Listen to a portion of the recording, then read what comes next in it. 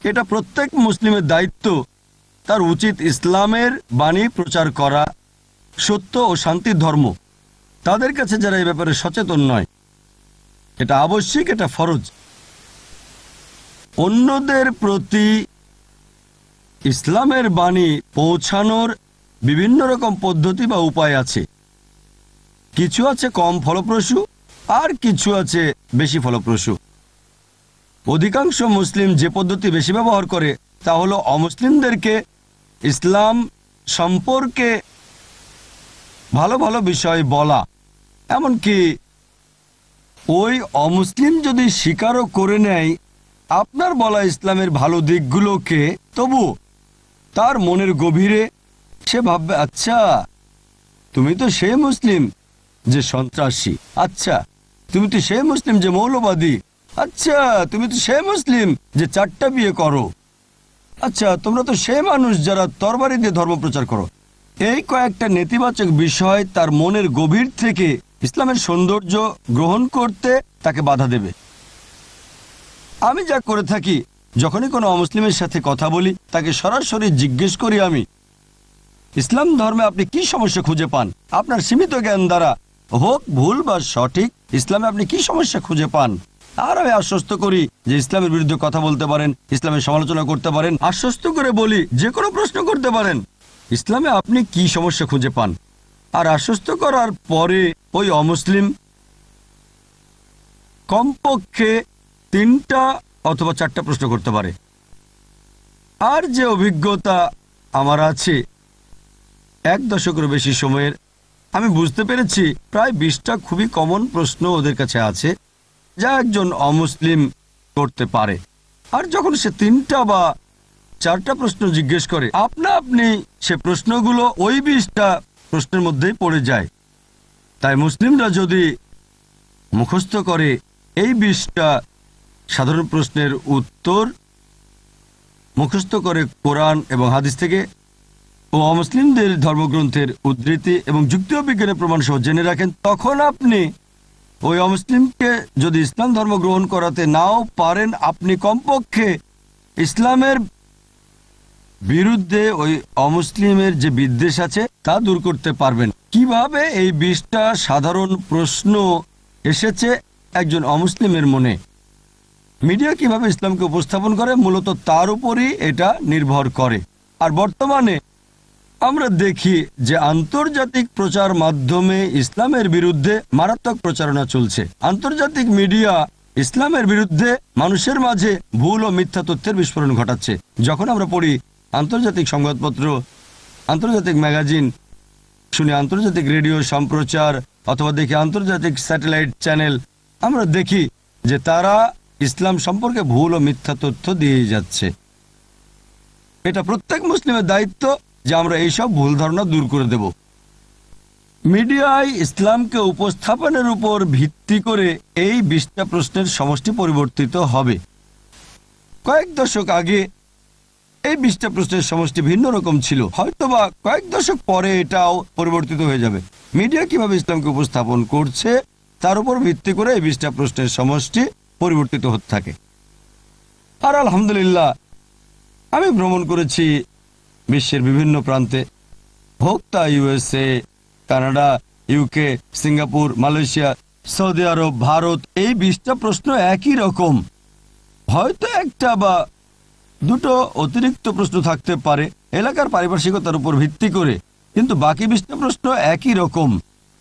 সময়ের অভাবে সবগুলোর হয়তো উত্তর এখানে দেওয়া সম্ভব হবে না, তবে আমি কমপক্ষে অর্ধেক দেওয়ার চেষ্টা করব ইনশাল্লাহ।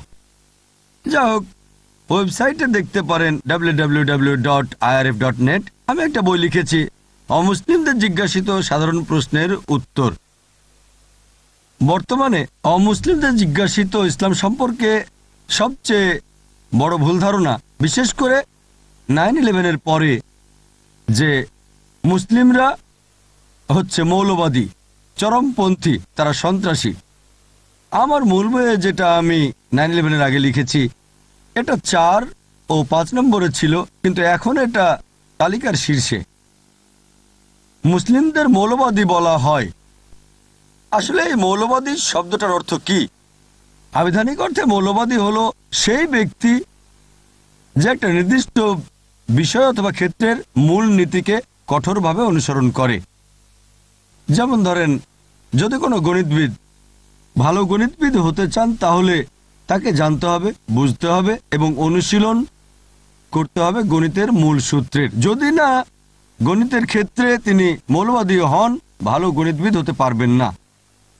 একজন বিজ্ঞানীর ভালো বিজ্ঞানী হতে চাইলে তাকে জানতে হবে, বুঝতে হবে এবং অনুশীলন করতে হবে বিজ্ঞানের মূল সূত্রের। যদি না সে বিজ্ঞানের ক্ষেত্রে মৌলবাদী হয়, ভালো বিজ্ঞানী হতে পারবে না। আপনি সব মৌলবাদীর চিত্র একই তুলি দিয়ে আঁকতে পারেন না যে সবাই ভালো অথবা সবাই মন্দ। ব্যক্তিটি কোন ক্ষেত্রে মৌলবাদী তার উপর ভিত্তি করে আপনাকে শ্রেণীবিন্যাস করতে হবে। একটা উদাহরণ, যদি একজন মৌলবাদী ডাকাত থাকে যার পেশা হচ্ছে ডাকাতি, সে সমাজের জন্য ক্ষতিকর। অপরদিকে যদি একজন মৌলবাদী ডাক্তার থাকে যে হাজারো মানুষের জীবন বাঁচায়, সে সমাজের জন্য কল্যাণকর।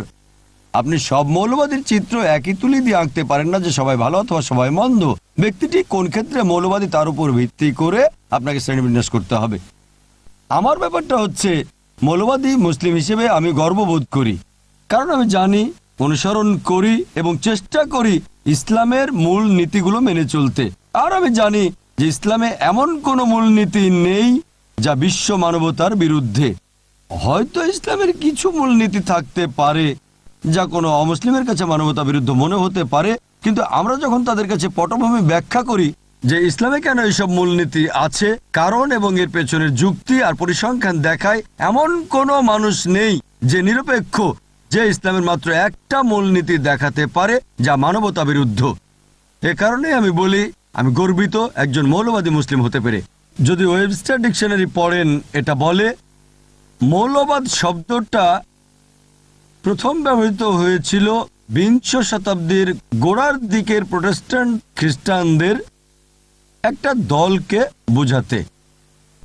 প্রোটেস্ট্যান্ট খ্রিস্টানদের এই দলটা খ্রিস্টান গির্জার বিরোধিতা করেছিল। খ্রিস্টান গির্জাগুলো বিশ্বাস করত যে বাইবেলের কথাগুলো স্রষ্টার বাণী। আমেরিকার এই প্রোটেস্ট্যান্ট দলটা বলতো যে শুধু বাইবেলের বাণী স্রষ্টার পক্ষ থেকে নয়, বরং বাইবেলের প্রত্যেকটা শব্দ, প্রত্যেকটা অক্ষর স্রষ্টার পক্ষ থেকে। যদি কেউ প্রমাণ করতে পারে যে বাইবেল স্রষ্টার বাণী, মৌলবাদের এই আন্দোলনটা একটা ভালো আন্দোলন। অপরদিকে কেউ যদি প্রমাণ করতে পারে যে বাইবেল স্রষ্টার বাণী নয়, তাহলে সেটা ভালো আন্দোলন নয়। কিন্তু এই মৌলবাদ নামক শব্দটা প্রথমে আমেরিকার প্রোটেস্ট্যান্টদের বোঝাতে ব্যবহার করা হতো। অক্সফোর্ড ডিকশনারিতে দেখলে এটা বলে যে মৌলবাদী হচ্ছে এমন এক ব্যক্তি যে কোনো ধর্মের মূল নীতিগুলো কঠোরভাবে মেনে চলে। কিন্তু অক্সফোর্ড ডিকশনারির নতুন সংস্করণে দেখা যায় যে তারা কিছুটা পরিবর্তন করেছে। বলছে মৌলবাদী হলো এমন এক ব্যক্তি যে কোনো ধর্মের প্রধান নীতিগুলো কঠোরভাবে মেনে চলে, বিশেষ করে ইসলাম। নতুন সংস্করণে ইসলাম শব্দটা যুক্ত করা হয়েছে। যখন আপনি কোনো মুসলিমের কথা ভাববেন, তাকে হতে হবে মৌলবাদী, চরমপন্থী। আমি মানুষকে বলি চরমপন্থী হতে পেরে আমি গর্বিত। আমি অতি দয়ালু, অতি ক্ষমাশীল, অতি ন্যায়নিষ্ঠ, আমি অতি সৎ।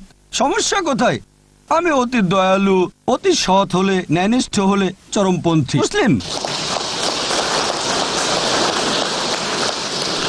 কোরআন আমাদের শিক্ষা দেয়, আল্লাহর কালাম সর্বশক্তিমান স্রষ্টার সর্বশেষ চূড়ান্ত টেস্টামেন্ট, এটা বলছে যে প্রত্যেক মুসলিমকে অতি দয়ালু, অতি ন্যায়নিষ্ঠ, অতি সৎ, অতি ক্ষমাশীল, অতি মায়াময় হতে হবে। সমস্যা কি? চরম হতে সমস্যা কোথায়? কিন্তু আমাদের চরম হতে হবে সঠিক পথে। আমরা মিডিয়াতে দেখি তারা বলে মুসলিমরা চরমপন্থী। হ্যাঁ, আমি অবশ্যই চরমপন্থী মুসলিম, অন্য কোনো চরমপন্থী নয়, চরমপন্থী মুসলিম। কোরআন বলছে সূরা নিসা অধ্যায় 4 আয়াত 171, লা তাগলু ফি দীনিকুম, দিনের ব্যাপারে বাড়াবাড়ি করো না।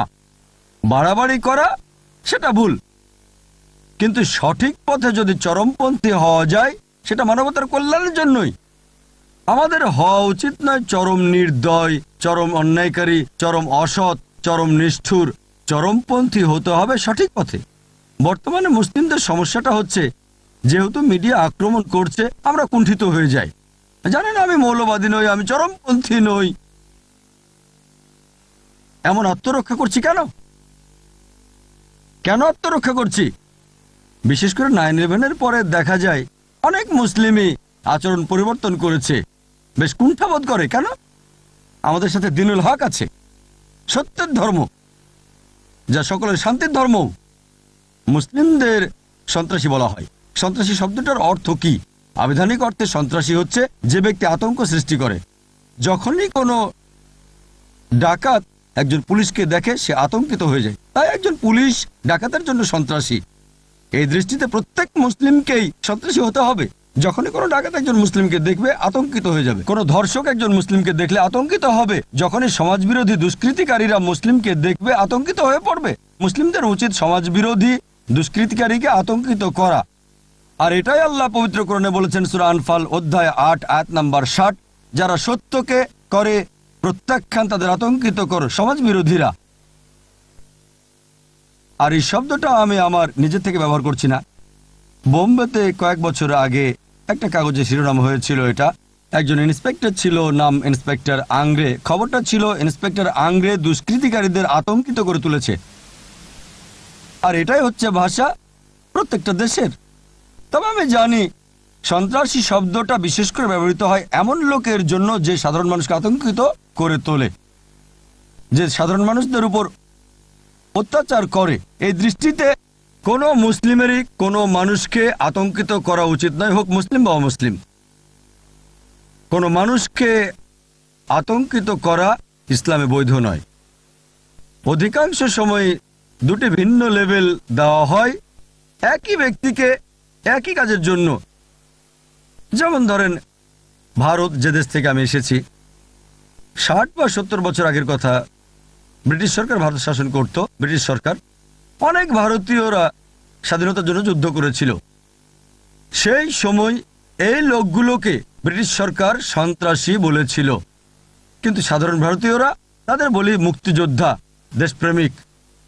একই মানুষ, একই কাজ, দুটো ভিন্ন লেভেল।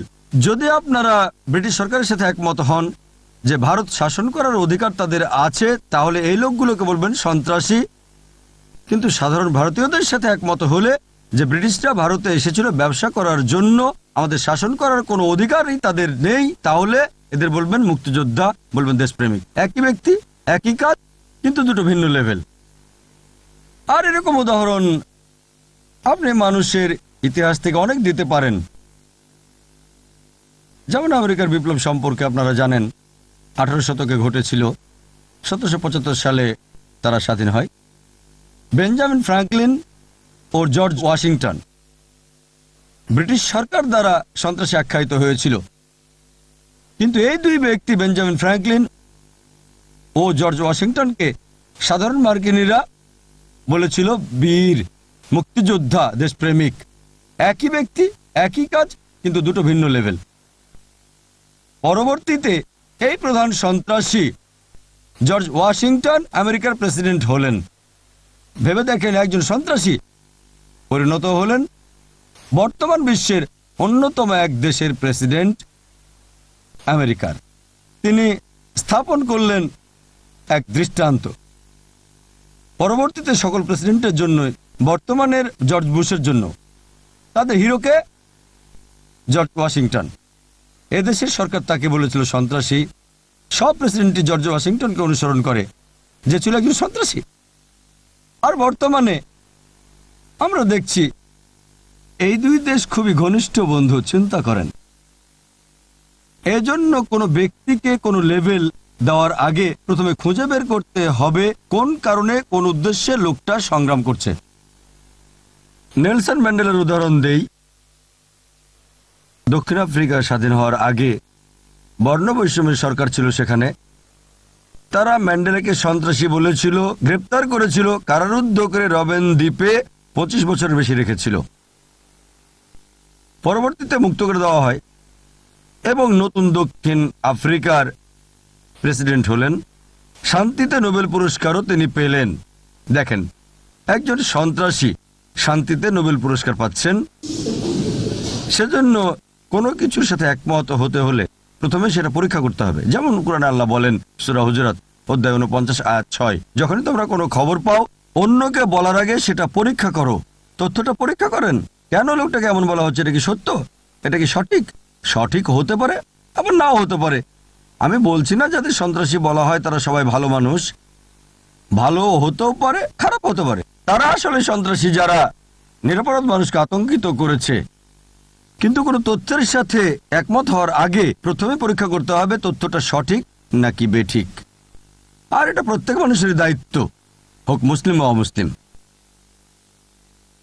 দ্বিতীয়ত, ইসলাম সম্পর্কে যে বড় ভুল ধারণা আছে তা হচ্ছে জিহাদ শব্দটার ব্যাপারে।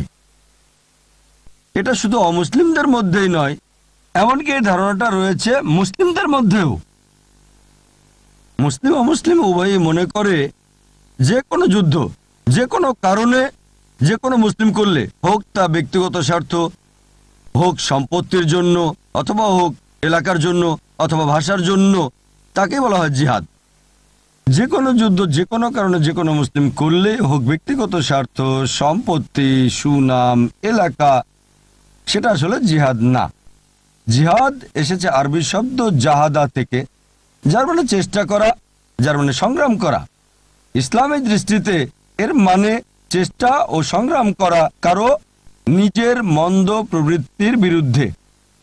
জিহাদের আরও একটা মানে সমাজের উন্নতির জন্য চেষ্টা সংগ্রাম করা।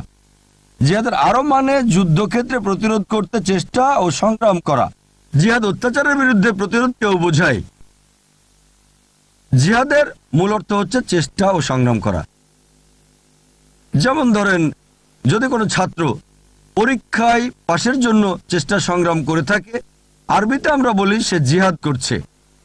সুতরাং জিহাদের মূল অর্থ চেষ্টা সংগ্রাম করা। অধিকাংশ মানুষের, মুসলিম বা অমুসলিম যাই হোক না কেন, উভয়েরই একটা ভুল ধারণা আছে যে জিহাদ হচ্ছে ইসলামের যুদ্ধ, শুধু মুসলিমরাই এটা করতে পারে। কোরআনে অনেক আয়াত আছে যা বলছে যে অমুসলিমরাও জিহাদ করে। কোরআনে আল্লাহ বলেন সূরা লুকমান অধ্যায় নম্বর 31 আয়াত নম্বর 14, আমি মানুষকে তার বাবা মার প্রতি সদয় হওয়ার নির্দেশ দিয়েছি। তার মা তাকে কষ্টের পর কষ্ট সহ্য করে গর্ভে ধারণ করে থাকে। এটা বলছে সকল মানুষকে বাবা মার প্রতি সদয় হতে হবে, বিশেষ করে মায়ের প্রতি। এর পরের আয়াতেই সূরা লুকমান অধ্যায় নম্বর 31 আয়াত নম্বর 15, কিন্তু যদি তোমার বাবা মা জিহাদ করে, চেষ্টা ও সংগ্রাম করে, আল্লাহ সুবহানাহু ওয়া তাআলার সাথে অন্য কাউকে অংশীদার করতে যে বিষয়ে তোমার কোনো জ্ঞান নেই, তাদের কথা মানবে না, তবে তাদের সাথে সদয় ও সৎভাবে বসবাস করো। এখানে কোরআন বলছে যখন অমুসলিম বাবা মা সন্তানকে জোর করে শিরক করতে, অর্থাৎ সর্বশক্তিমান স্রষ্টা আল্লাহ সুবহানাহু ওয়া তাআলা ব্যতীত অন্যের ইবাদত করতে তাদের মান্য করবে না, তবুও তাদের সাথে সদয় ও সৎভাবে বসবাস করো। আয়াত নম্বর 8, বাবা মার প্রতি সদয় ব্যবহার করতে মানুষকে নির্দেশ দিয়েছি, কিন্তু যদি তোমার বাবা মা জিহাদ করে, চেষ্টা ও সংগ্রাম করে আল্লাহ সুবহানাহু ওয়া তাআলা ব্যতীত অন্য কারো ইবাদত করতে, তখন তাদের মান্য করবে না, তবে তাদের সাথে সদয় ও সৎভাবে বসবাস করো। কোরআন বলছে সূরা নিসা অধ্যায় নম্বর 4 আয়াত নম্বর 76, বিশ্বাসীরা আল্লাহ সুবহানাহু ওয়া তাআলার পথে যুদ্ধ করে আর অবিশ্বাসীরা শয়তানের পথে যুদ্ধ করে থাকে। এখানে কোরআন জিহাদ ফি সাবিলিল্লাহর কথা বলছে, যেটা সঠিক। অন্যটা জিহাদ ফি সাবিলিশ শয়তান। শয়তানের পথে যুদ্ধ করাকে জিহাদ ফি সাবিলিশ শয়তান বলা হয়। বিভিন্ন প্রকারের জিহাদ আছে, কিন্তু শুধু জিহাদ বলা হলে এটা নিশ্চিতভাবে অধিকাংশ ক্ষেত্রে জিহাদ ফি সাবিলিল্লাহ নির্দিষ্ট করা না হলে। অন্যথায় এটা বোঝা যায়, যখন কোনো মুসলিম জিহাদ শব্দটা ব্যবহার করে বোঝা যায় এটা জিহাদ ফি সাবিলিল্লাহ, যদি না প্রসঙ্গ অনুযায়ী এটাকে নির্দিষ্ট করা হয়। জিহাদ শব্দটা সম্পর্কে আরেকটা ভুল ধারণা হচ্ছে শুধু অমুসলিমরাই নয়, বরং তথাকথিত মুসলিম পণ্ডিতরাও এটাকে ভাষান্তর করে থাকে পবিত্র যুদ্ধ। এই পবিত্র যুদ্ধ শব্দটা ব্যবহৃত হয়েছিল ক্রুসেডদের বোঝাতে। খ্রিস্টানরা ধর্মের নামে হাজারো নিরপরাধ মানুষকে হত্যা করেছিল, তাদের ওই যুদ্ধকে পবিত্র যুদ্ধ বলা হতো। বর্তমানে এই শব্দটা দিয়ে বোঝায় জিহাদ। যখন কোনো প্রাচ্যবিদ ব্যবহার করেন জিহাদকে পবিত্র যুদ্ধ, দুর্ভাগ্যবশত কিছু তথাকথিত মুসলিম পণ্ডিত জিহাদকে পবিত্র যুদ্ধরূপে ভাষান্তর করে থাকেন। আরবিতে পবিত্র যুদ্ধ শব্দটা হলো হারবুম মুকাদ্দাসা। এই হারবুম মুকাদ্দাসা কোরআনের কোথাও পাওয়া যাবে না, এমনকি রাসূল সাল্লাল্লাহু আলাইহি সাল্লামের হাদিসেও এটা কোথাও পাওয়া যায় না। জিহাদের মূল অর্থ হচ্ছে চেষ্টা ও সংগ্রাম করা। আমরা কি করব? আমাদের কুপ্রবৃত্তির বিরুদ্ধে চেষ্টা ও সংগ্রাম করব। আমরা চেষ্টা ও সংগ্রাম করে যাব আল্লাহ সুবহানাহু ওয়া তাআলার পথে। আমাদের চেষ্টা ও সংগ্রাম করা উচিত কোরআনে আল্লাহর নির্দেশনা অনুসরণ করতে। আর আমার মতে দাওয়া হচ্ছে বর্তমানে জিহাদের একটা গুরুত্বপূর্ণ ক্ষেত্র। ইসলামের বাণী পৌঁছে দেয়া তাদের কাছে যাদের এ ব্যাপারে কোনো জ্ঞান নেই। তৃতীয়ত, ইসলামের ব্যাপারে যে ভুল ধারণা বর্তমানে, তাহলে ইসলাম তরবারি দ্বারা প্রচারিত হয়েছিল।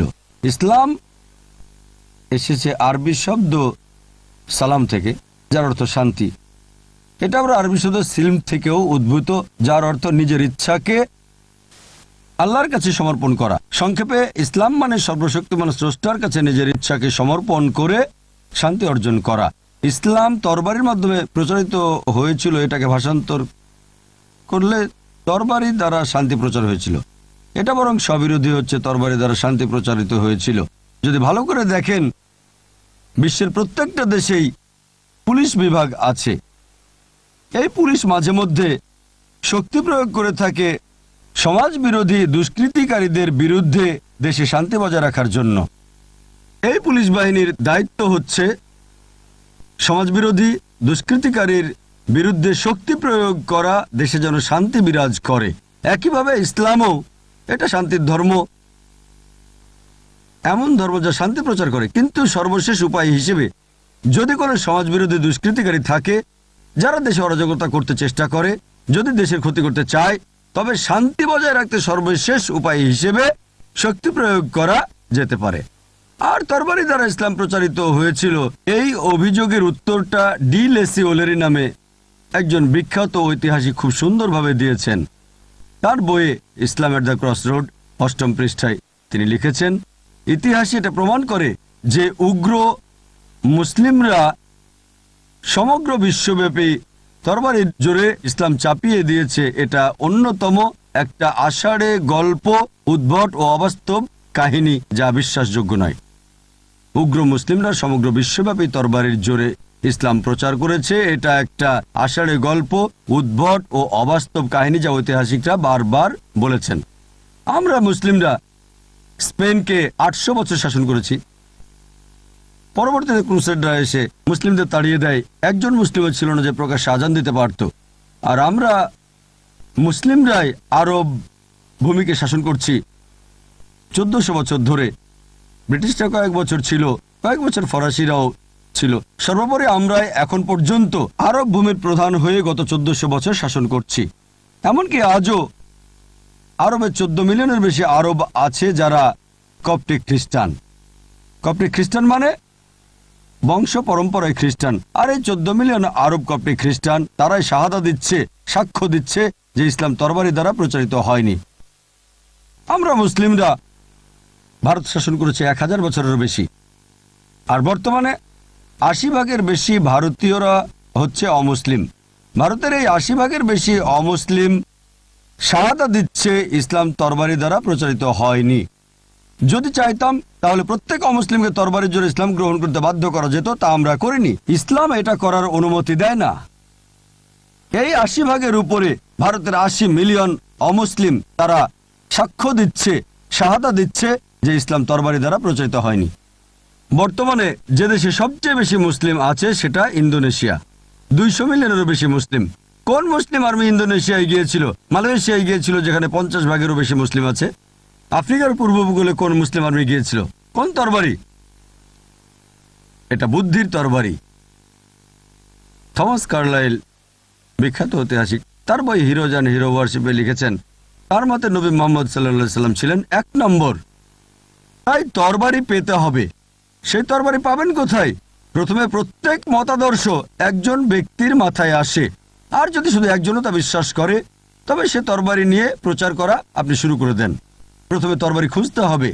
থমাস কার্লাইল বুদ্ধির তরবারির কথা বলেছেন, যেমন কোরআনে আল্লাহ বলেছেন সূরা নাহাল অধ্যায় নম্বর 16 আয়াত নম্বর 125। আমার বক্তব্যের শুরুতে আয়াতটা বলেছি। আল্লাহ বলেন, উদু ইলা সাবিলি রাব্বিকা বিল হিকমা ওয়াল মুআযিজাতিল হাসানা ওয়াজাদিল বিল্লাতি আহসান। মানুষকে তোমার প্রতিপালকের পথে আহ্বান করো, হিকমত ও সদুপদেশ দ্বারা তাদের যুক্তি দেখাও, তাদের সাথে তর্ক করো সবচেয়ে উত্তম ও গ্রহণযোগ্য পন্থায়। একটা প্রবন্ধ ছিল 1984 সালে রিডার্স ডাইজেস্ট পত্রিকায়, সেটা ছাপা হয়েছিল, দ্য প্লেন ট্রুথ ম্যাগাজিনে ছাপা হয়েছিল। এটাতে 50 বছরে প্রধান ধর্মগুলোর অনুসারী বৃদ্ধির পরিসংখ্যান ছেপেছিল 1934 থেকে 1984 পর্যন্ত।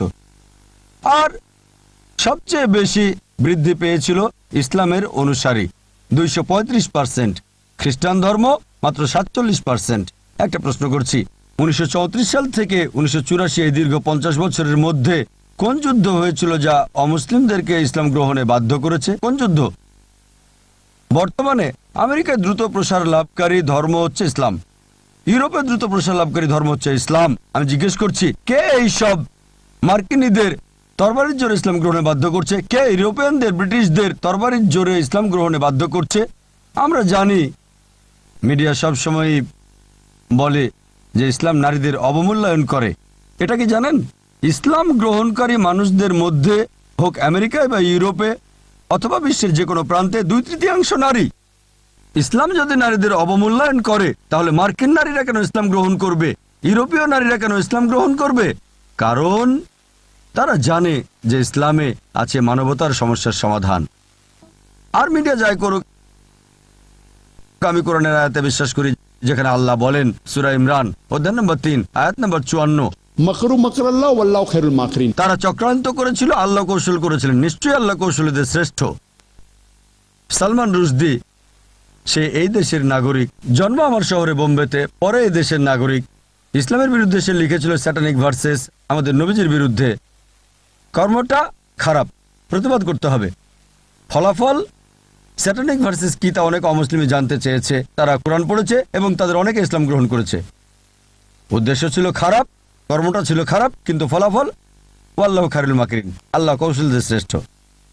11ই সেপ্টেম্বরে যা ঘটেছিল ওয়ার্ল্ড ট্রেড সেন্টারে 5000-এর বেশি নিরপরাধ মানুষ মারা গিয়েছিল, এটা অন্যায়, প্রতিবাদ করতে হবে। মিডিয়া ঝুঁকে পড়েছিল মুসলিমদের বিরুদ্ধে, সন্ত্রাসের বিরুদ্ধে যুদ্ধ। আপনারা জানেন না যে এটা কি ধর্ম। ইউএসএতে বিক্রির শীর্ষে উঠেছে কোরআন। এক রিপোর্ট অনুযায়ী 9 মাস থেকে 10 মাসের মধ্যে 34,000-এর বেশি মার্কিন ইসলাম গ্রহণ করেছে। ইউ100 তথ্য অনুযায়ী 10 মাসের মধ্যে ইউরোপে 22,000 ইউরোপিয়ান ইসলাম গ্রহণ করেছে।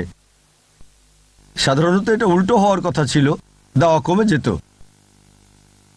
আলহামদুলিল্লাহ, মিডিয়া যতই ইসলামকে দমন করতে, ক্ষতি করতে চাইছে, আলহামদুলিল্লাহ তাদের চক্রান্ত নস্যাৎ হচ্ছে। আলহামদুলিল্লাহ, মুসলিমদের কণ্ঠিত হওয়া উচিত নয়, উচিত সত্য প্রকাশ করা, সত্যে অবিচল থাকা।